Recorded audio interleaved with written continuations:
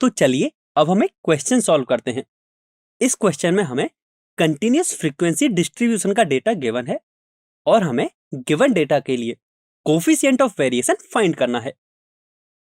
तो चलिए अब हम इसका सॉल्यूशन डिस्कस करते हैं।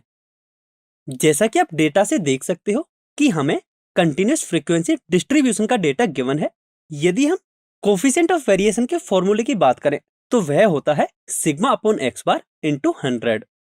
अब यदि डेटा को देखो तो वह कंटिन्यूअस फ्रीक्वेंसी डिस्ट्रीब्यूशन का डेटा है, जिसमें कि जो डेटा है वह इंटरवल्स की फॉर्म में हमें गिवन है। तो हम सबसे पहले इसे डिस्क्रीट फ्रीक्वेंसी डिस्ट्रीब्यूशन जैसा ही डेटा बनाने की कोशिश करते हैं। इसके लिए हम क्या करते थे कि जो भी हमें इंटरवल्स गिवन है उनका हम मिड पॉइंट लेते थे एंड वही हमारे ऑब्जर्वेशंस होते थे। तो अब हम इनका जब मिड पॉइंट निकालेंगे तो वह कुछ इस टाइप के निकलेंगे। तो अब हमें फ्रीक्वेंसी तो गिवन थी क्वेश्चन में और अब उसके बाद ऑब्जर्वेशंस भी मिल चुके हैं। तो अब यदि हम वापस से फॉर्मूले में देखें तो हम सबसे पहले सिग्मा यानी कि गिवन डेटा का स्टैंडर्ड डेविएशन फाइंड करने की कोशिश करते हैं। यदि हम सिग्मा के फॉर्मूले की बात करें तो हम सिग्मा का यह सिंप्लीफाइड फॉर्मूला ऑलरेडी सीख चुके हैं। तो इससे हम सबसे पहले सिग्मा यानी कि स्टैंडर्ड डेविएशन कैलकुलेट करेंगे। गिवन डेटा को हम कुछ इस तरह से भी लिख सकते हैं। अब यदि हम n की बात करें तो जो n है वह सम ऑफ ऑल फ्रीक्वेंसीज के इक्वल होता है। तो जब हम फ्रीक्वेंसीज का सम फाइंड करेंगे तो वह 15 के इक्वल मिलेगा। दैट मीन्स कैपिटल N की वैल्यू 15 के इक्वल है।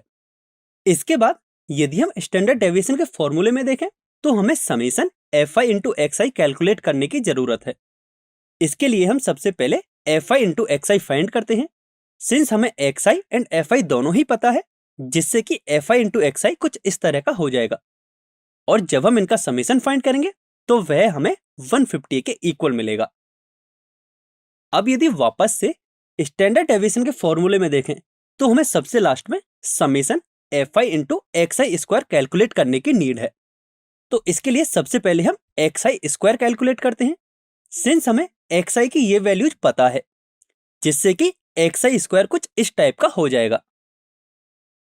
एंड इसके बाद जब हम fi into xi square calculate करेंगे तो इसके लिए हमें fi भी पता है एंड xi स्क्वायर भी पता है, जिससे कि fi इंटू xi स्क्वायर कुछ इस टाइप का हो जाएगा।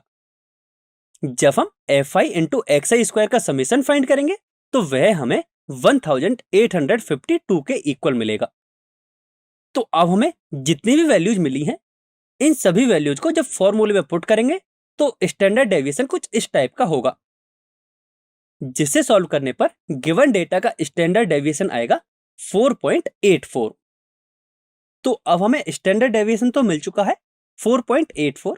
यदि हम वापस से कोफिशिएंट ऑफ वेरिएशन के फॉर्मूले में देखें तो हमें गिवन डेटा का मीन फाइंड करने की जरूरत है। तो मीन का फॉर्मूला क्या होता है? Summation fi xi upon summation fi। And in दोनों की ही वैल्यूज हम कैलकुलेट कर चुके हैं। जब हम इसका मीन कैलकुलेट करेंगे तो वह हमें 10 के इक्वल मिलेगा। तो अब आप देख सकते हो कि हमें गिवन डेटा का स्टैंडर्ड डेविएशन भी मिल चुका है एंड मीन भी मिल चुका है। जब हम कोफिशिएंट ऑफ वेरिएशन के फॉर्मूले में इन दोनों वैल्यूज को पुट करेंगे तो कोफिशिएंट ऑफ वेरिएशन हमें मिलेगा 48.4।